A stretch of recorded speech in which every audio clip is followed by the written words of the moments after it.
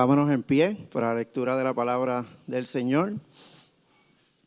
El pasaje de hoy se encuentra en Hechos 21 del 37 al 40 y Hechos 22 del 1 al 21. Cuando estaban para meterlo en el cuartel, Pablo dijo al comandante: ¿puedo decirte algo? Y él dijo: ¿sabes griego?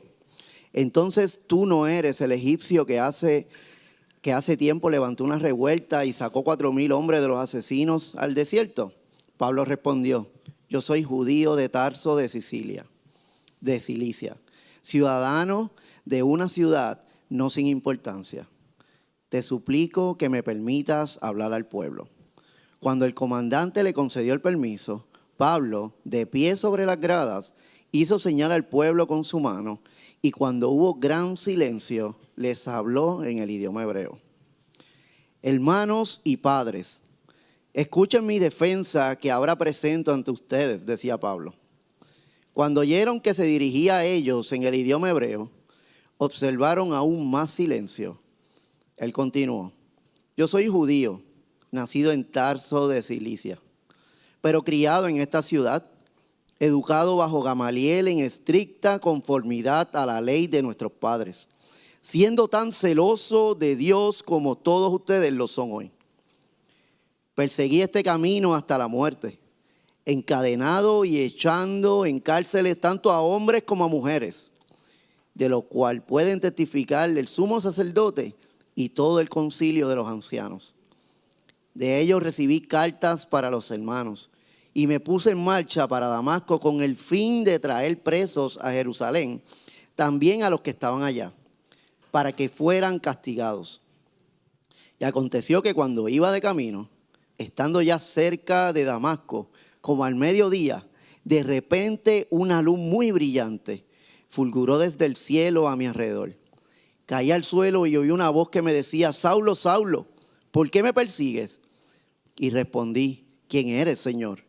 Y él me dijo: yo soy Jesús el Nazareno, a quien tú persigues. Los que estaban conmigo vieron la luz, ciertamente, pero no comprendieron la voz de aquel que me hablaba. Y yo dije: ¿qué debo hacer, Señor? Y él me dijo: levántate y entra a Damasco, y allí se te dirá todo lo que se ha ordenado que hagas. Pero como yo no veía, por causa del resplandor de aquella luz, los que estaban conmigo me llevaron de la mano y entré a Damasco. Y uno llamado Ananías, un hombre piadoso según las normas de la ley, y de quien daban buen testimonio todos los judíos que vivían allí, vino a mí y poniéndose a mi lado me dijo: hermano Saulo, recibe la vista. En ese instante alcé los ojos y lo miré, y él me dijo: el Dios de nuestros padres te ha designado para que conozcas su voluntad y para que veas al justo y oigas palabras de su boca, porque tú serás testigo suyo a todos los hombres de los que has visto y oído. Y ahora, ¿por qué te detienes? Levántate y bautízate y lava tus pecados invocando su nombre. Cuando regresé a Jerusalén y me hallaba orando en el templo, caí en un éxtasis y vi al Señor que me decía: apresúrate y sal pronto de Jerusalén, porque no aceptarán tu testimonio acerca de mí. Entonces yo dije: Señor, ellos saben bien que en las sinagogas, una tras otra, yo encarcelaba y azotaba a los que creían en ti, cuando se derramaba la sangre de tu testigo Esteban. Allí estaba también yo dando mi aprobación y cuidando los mantos de los que lo estaban matando. Pero él me dijo: ve, porque te voy a enviar lejos a los gentiles. Esta es la palabra del Señor.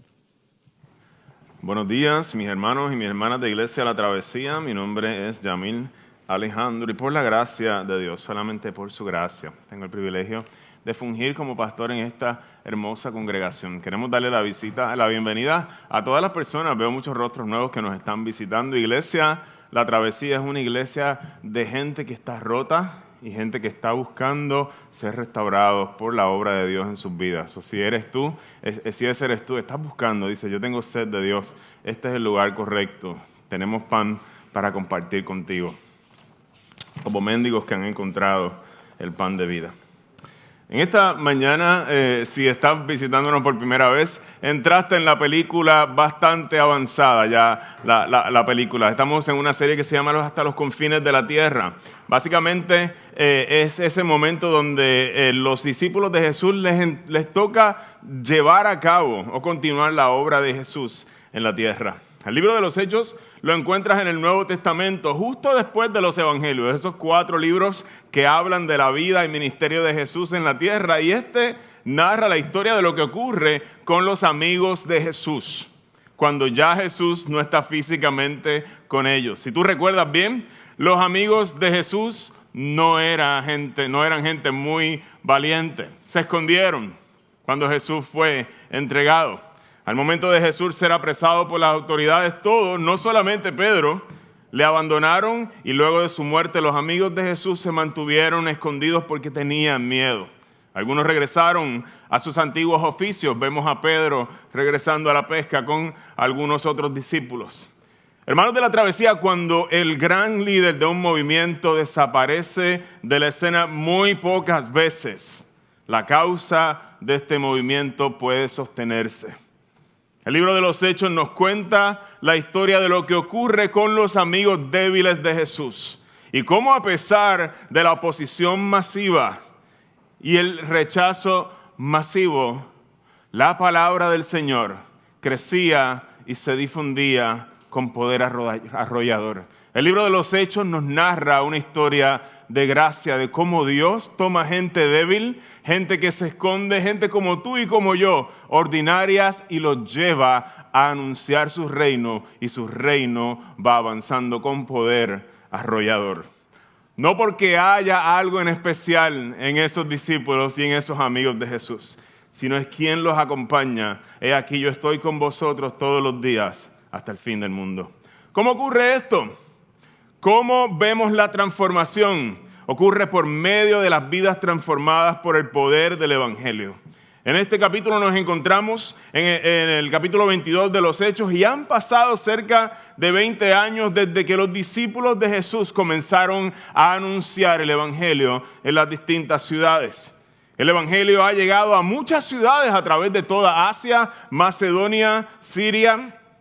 Y mucha gente ha creído y ha sido transformada por medio de viajes misioneros e iglesias que se han establecido en distintas ciudades. Y hay un hombre que se ha dedicado a viajar ciudad por ciudad, comunicando el mensaje de Jesús, y hoy ese hombre se encuentra en la ciudad de Jerusalén. Ha venido dirigido por Dios, por el Espíritu Santo, a cumplir uno de los anhelos más grandes de su vida: compartir el Evangelio de Jesús con su gente. Llevaba años anunciando el Evangelio a los gentiles. Y déjame decirte, el término gentil se refiere a alguien que no es judío. Dios lo llamó a los gentiles y ahora tiene la oportunidad de compartirlo con su gente. Pablo es un hombre judío y está frente a los judíos. En el sermón de hoy vamos a mirar de cerca un famoso sermón. Esto es un sermón de un sermón en la ciudad de Jerusalén, ofrecido por una de las vidas más hermosas que ha caminado por la tierra.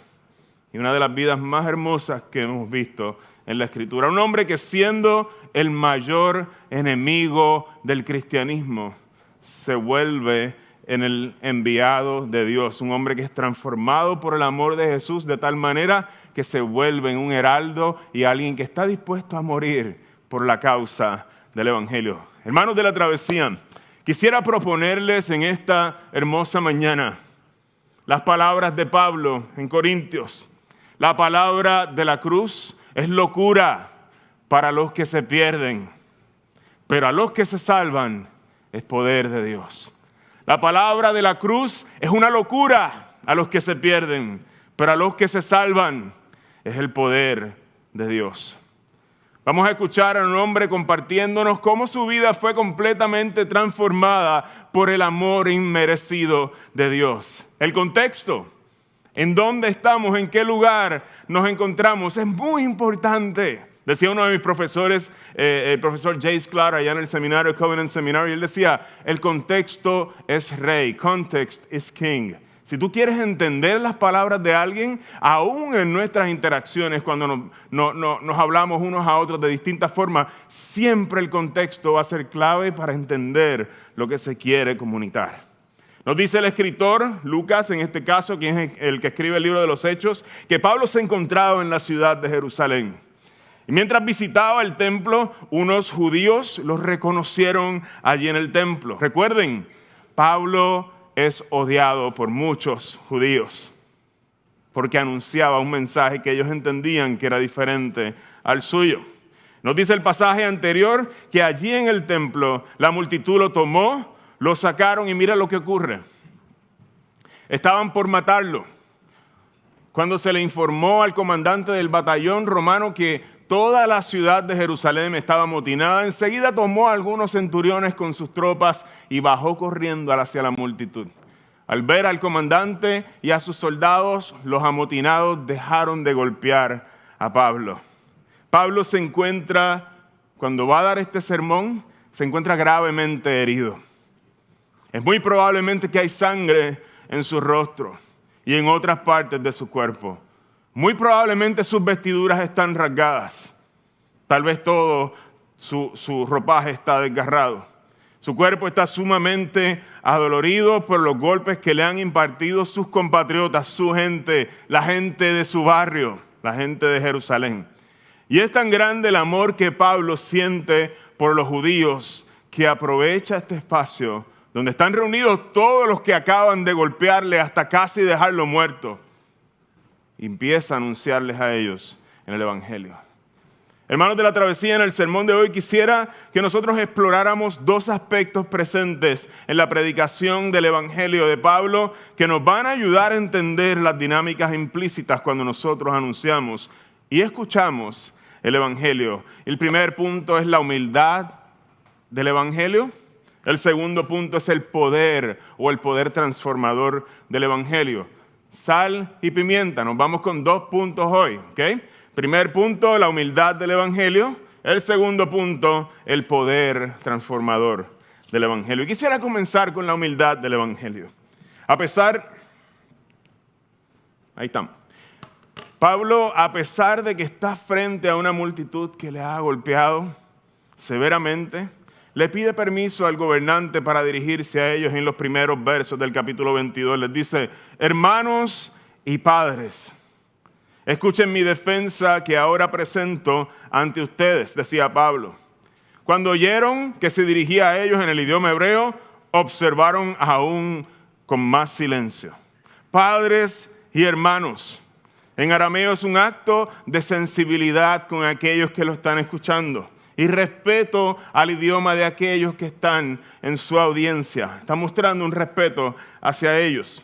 Una multitud que estaba fuera de control hace unos momentos, ahora está en completo silencio, esperando escuchar a un hombre casi moribundo. Y el mensaje que tiene que traer él a ellos.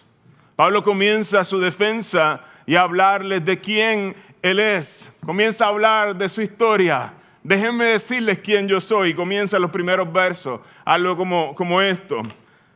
Yo soy judío, nacido en Tarso de Cilicia, pero criado en esta ciudad. Si te quedaba duda, no soy de aquí, no nací aquí, pero me crié en este lugar.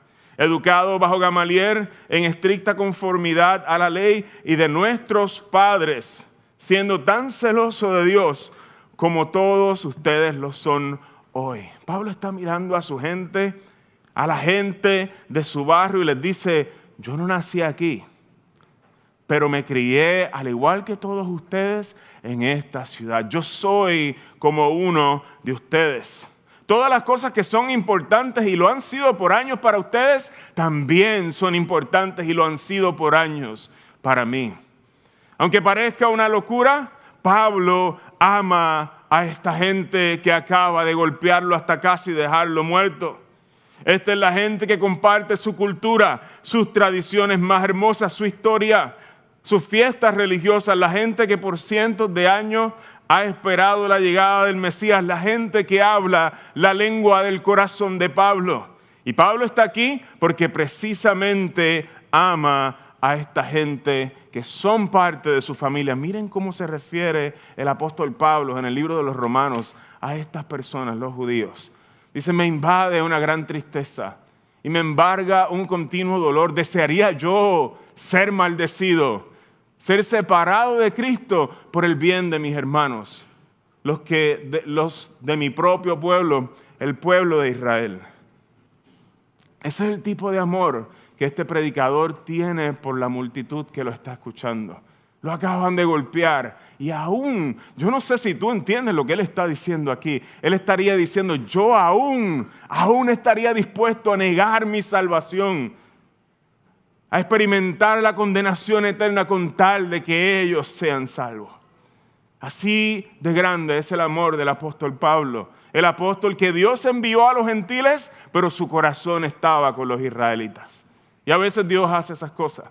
Y lo usó grandemente en los gentiles y no le dio mucho éxito con el pueblo de Israel.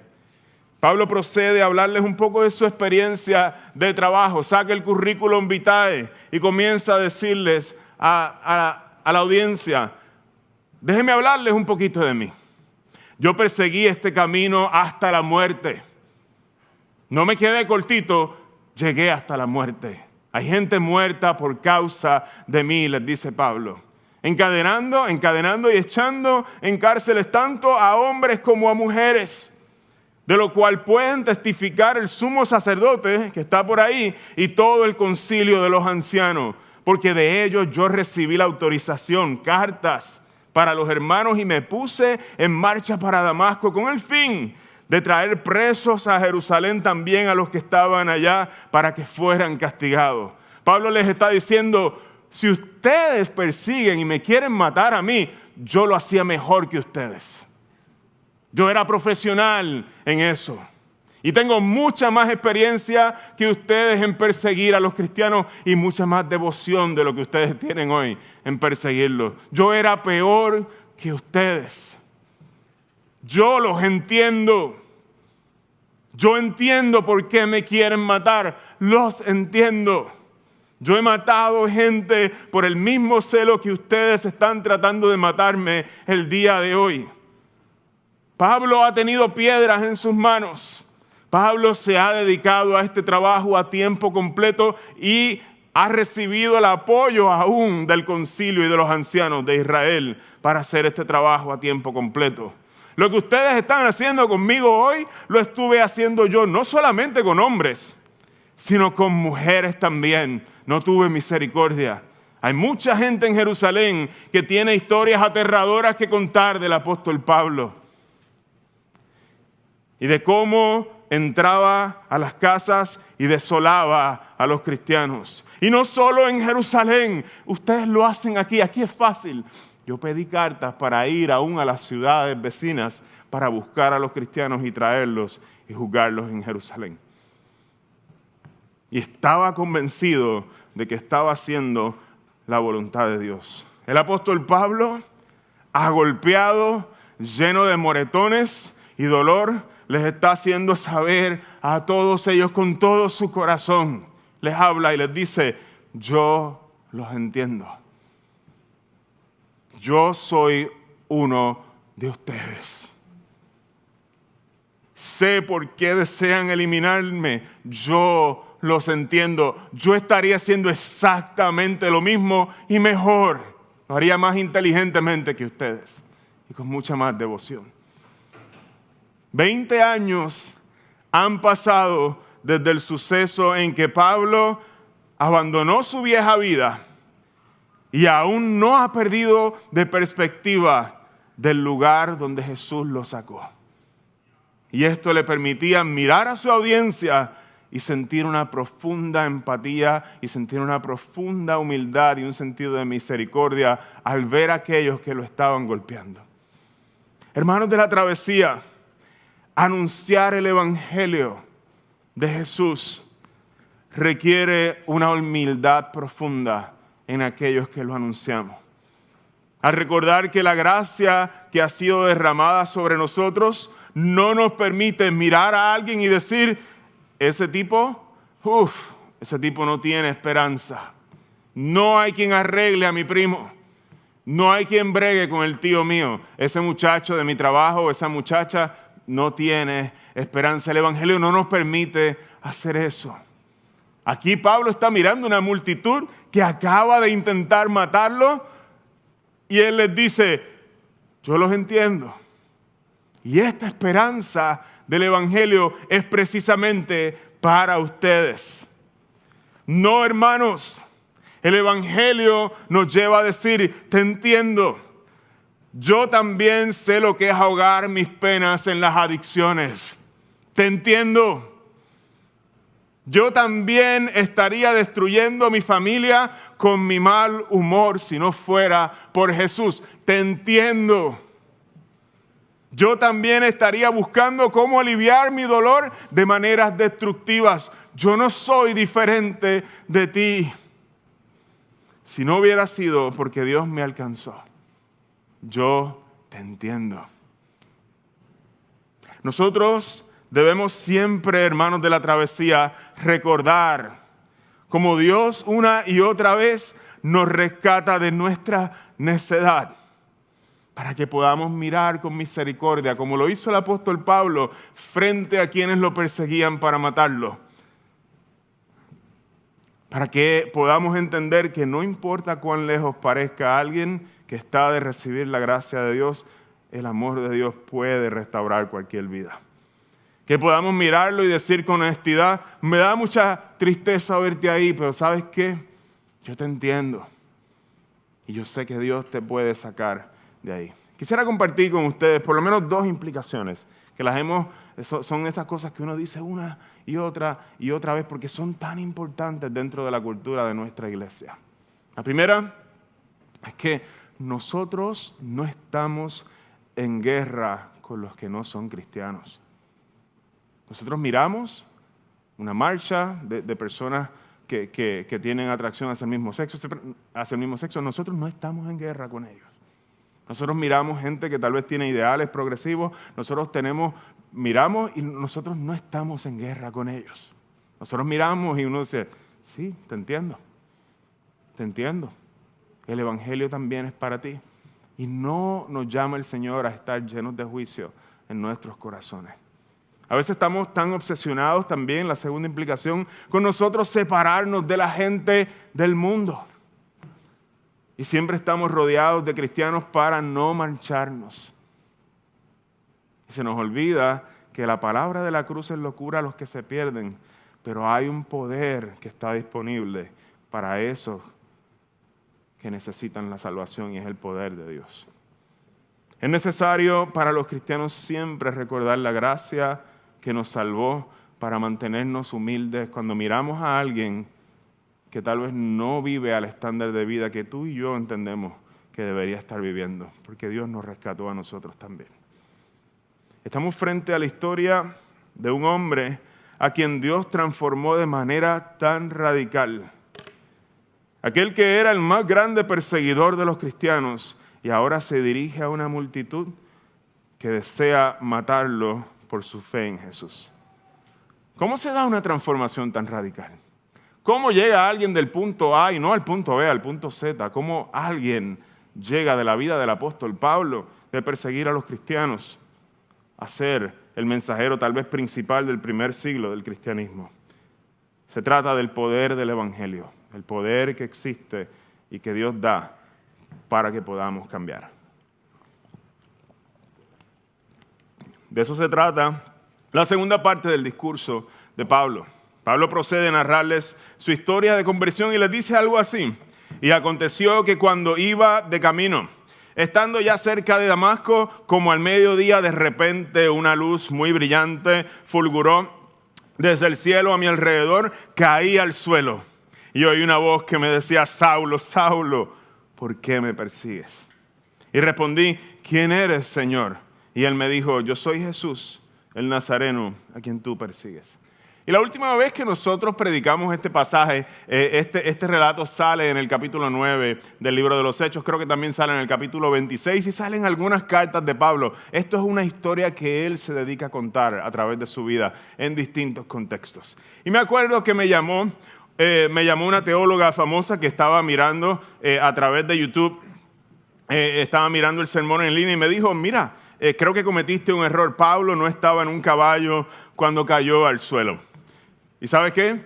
Yo dije que estaba en un caballo y esa teóloga famosa me corrigió y me dijo, es cierto, no estaba en un caballo. Ese detalle no aparece en ningún lado de la Biblia. Así que cuando uno aprende algo nuevo, lo que uno hace es compartirlo con los demás. Pueden darle gracias a mi mamá, Margarita Santana, por esa declaración. Me corrigió justo después del sermón, me mandó la notita, Pablo no estaba en un caballo. Eso es un invento de la gente. Yo, no lo tumbaron del caballo. Probablemente sí. Digamos, no podemos probarlo. Así que les comparto ese nugget de sabiduría a ustedes para que no vayan edificados con la palabra del Señor. Los que estaban conmigo, decía Pablo, vieron la luz. Y ciertamente, pero no comprendieron la voz de aquel que me hablaba. Y yo dije, ¿qué debo hacer, Señor? Y el Señor le dijo, levántate y entra en Damasco. Y allí se te dirá todo lo que se ha ordenado que hagas. Y miren lo que continúa diciendo el apóstol Pablo. Pero como yo no veía por causa del resplandor de aquella luz, los que estaban conmigo me llevaron de la mano y entré a Damasco. Y miren quién aparece en la escena. Uno llamado Ananías, hombre piadoso según las normas de la ley y de quien se daba buen testimonio, todos los judíos, de quien daban buen testimonio todos los judíos que vivían allí, vino a mí y poniéndose a mi lado me dijo, hermano Saulo, recibe la vista. Y en ese mismo instante alcé los ojos y lo miré. Yo me imagino el corazón de Pablo al compartir toda esta historia con su audiencia. Es Dios quien se está encontrando con el apóstol Pablo y el Pablo predicando el evangelio por 20 años y ha visto muchas personas transformadas en el camino a través de estos 20 años y ahora se encuentra frente al grupo que tal vez mueve más que ningún otro grupo su corazón. Y él está a la expectativa de lo que Dios va a hacer en esta audiencia. Le imagino orando en su corazón mientras predica el evangelio para que se haga lo mismo con la multitud de judíos que lo está escuchando en ese momento, que están ciegos, que sus escamas sean removidas. Ellos deberían responder, tal vez pensaría el apóstol Pablo, mi vida es prueba viviente. Miren lo que Dios ha hecho conmigo. Ustedes saben el odio que yo respiraba. Ustedes son testigos de todas esas cosas. Y mírenme aquí, porque Dios tiene el poder de cambiar a cualquier persona. Y Pablo no se queda ahí, sino que usa una técnica que usted lo va a ver aquí en las palabras que están en amarillo. Pablo usa una táctica para persuadirlos a creer. Pablo resalta el hecho de que el hombre que Jesús envía a devolverle la vista y ayudar a Pablo es descrito como un hombre piadoso según todas las normas de la ley. Alguien muy estimado por la comunidad judía. Este hombre judío el que Jesús utiliza para ponerle las manos a Pablo y que éste vuelva a recibir la vista. Pablo, hermanos de la travesía, desea que su audiencia entienda de manera clara que cuando Jesús interviene en la vida y te transforma, no te está llamando a cambiar de religión. A los judíos no los estaba llamando a dejar de ser judíos. Y Él quiere que ese punto llegue, por eso les menciona a Ananías, un hombre que es judío, muy respetado en la comunidad judía y es creyente en Jesús el Mesías. Este es el Dios de Abraham, de Isaac y de Jacob.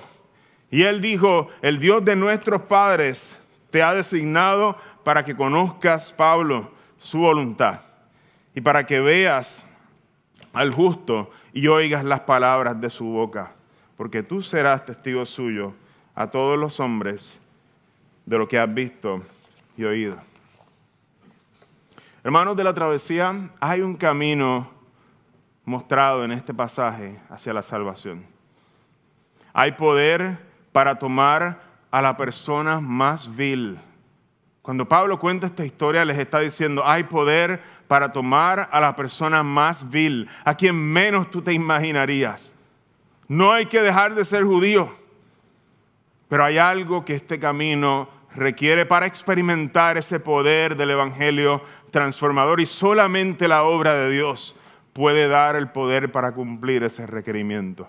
Estas son las palabras más difíciles para un ser humano pronunciar y para un ser humano creerlas de todo corazón. yo estaba equivocado. Yo estaba y he estado todo el tiempo equivocado.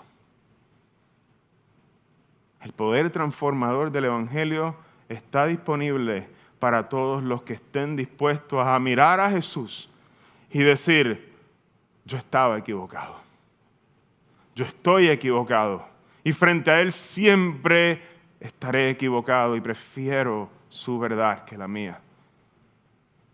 Es ahí el poder del Evangelio también que se expresa y se manifiesta para salvar tu matrimonio. No es diferente. Mi amor, yo estaba equivocado, perdóname. La misma entrada de arrepentimiento al reino de Dios es la misma que Dios sigue utilizando. Está en el ADN del Evangelio para salvar la relación tuya con tus hijos. Hijo, perdóname, me equivoqué. Necesito que me perdones, te alcé la voz, no debo hacer eso. Me descontrolé, me equivoqué, yo estaba equivocado. Hay un elemento poderoso en el Evangelio, pero también es peligroso a la vez. ¿Sabes por qué? Es que estas palabras van a ser mucho más difíciles de pronunciar para la gente buena de la sociedad. ¿Por qué? Porque el orgullo, decía uno de nuestros pastores, el pastor Juan José Coto, es el mayor enemigo de la gracia. Porque recibir la gracia transformadora y el poder transformador del Evangelio requiere admitir con todo el corazón delante de Dios, yo estaba equivocado. Y vivir reconociendo una y otra vez con mi esposa, con mis hijos, con mis hermanos de la iglesia, yo estaba equivocado. No puedo alcanzar a Dios, no soy tan bueno como pensaba. Tim Keller decía que nunca le vas a pedir perdón a una persona si tú te sientes mayor que esa persona. Va a ser horriblemente difícil pedirle perdón a alguien si tú te sientes mejor que esa persona. Y esta gracia no solo es para el momento de salvación, esta gracia transformadora, este poder del Evangelio es para toda la vida cristiana. El poder transformador del Evangelio está atado a un conocimiento profundo de la gracia de Dios en nuestras vidas, que nos lleva a soltar la necesidad muchas veces de defendernos y abrazamos la locura de estar equivocado. Estoy equivocado, sí. Cuando la gracia de Dios se manifiesta en nuestras vidas, irónicamente, somos realmente libres al estar equivocados y no hay mejor lugar donde estar. Es una ironía increíble estar equivocados y ser más felices que los que tienen la razón. ¿Cuándo fue la última vez que le dijiste a alguien, wow, tienes razón, lo hice mal? No debía haber actuado así. Ahí está operando el poder transformador del Evangelio en nuestra vida y tiene el poder de restaurarnos. Quisiera hacer una nota al calce. No podemos ser simplistas. A una mujer que está siendo maltratada no le vamos a decir, dile a tu esposo yo estaba equivocado. No. ¿Ok? Eso no se trata. El Evangelio, eso es una necedad. Hay contextos donde nosotros necesitamos la sabiduría del Señor, pero estamos hablando en la vida en general y cuál debe ser nuestra actitud ante nuestras relaciones con los demás y cómo estar equivocados es una bendición que nos da el Evangelio y podemos dejar de defendernos. Miren lo que dice, y quisiera ir terminando con esto. Cuando Pablo habla del poder transformador del Evangelio, miren las cosas que él dice. Dice, si cualquier otro cree tener motivos para confiar en sus esfuerzos humanos, yo más. Yo fui circuncidado al 8º día. Del pueblo de Israel, de la tribu de Benjamín, un verdadero hebreo. En cuanto a la interpretación de la ley, yo era un fariseo, yo era el más estricto. En cuanto al celo, yo era perseguidor de la iglesia. Y en cuanto a la justicia que la ley exige, yo era intachable. Yo no estaba equivocado en nada. Yo era el modelo a seguir. Sin embargo, todo aquello que para mí era ganancia, ahora lo considero pérdida por causa de Cristo. Es más, Todo lo considero pérdida por razón del incomparable valor de conocer a Cristo Jesús, mi Señor. Por Él lo he perdido todo y lo tengo por estiércol. Tener la razón, tener todas mis condecoraciones, todos mis logros al lado de Cristo, es estiércol. ¿Me permites decir caca? ¿Verdad? Esa es la palabra. Me dice, a eso lo comparo. A fin de ganar a Cristo. Hermanos de la travesía, quisiera ir concluyendo en esta mañana. Tarde ya. El pasaje de hoy culmina con una nota triste. Y es la respuesta, no la leímos en el pasaje, pero aparece en el verso 22, la respuesta de la multitud ante el mensaje del Evangelio. La multitud lo oyó hasta que dijo esto. Entonces alzaron sus voces y dijeron, quita de la tierra a ese hombre. No se le debe permitir que viva. La audiencia de Pablo escoge abrazar el orgullo y rechazar la gracia que Dios le estaba extendiendo. La palabra de la cruz es una locura para los que se pierden, no hace sentido. Pero a los que se salvan es poder de Dios. Es mi oración que tú estés en ese grupo que experimenta el poder transformador del Evangelio en tu vida.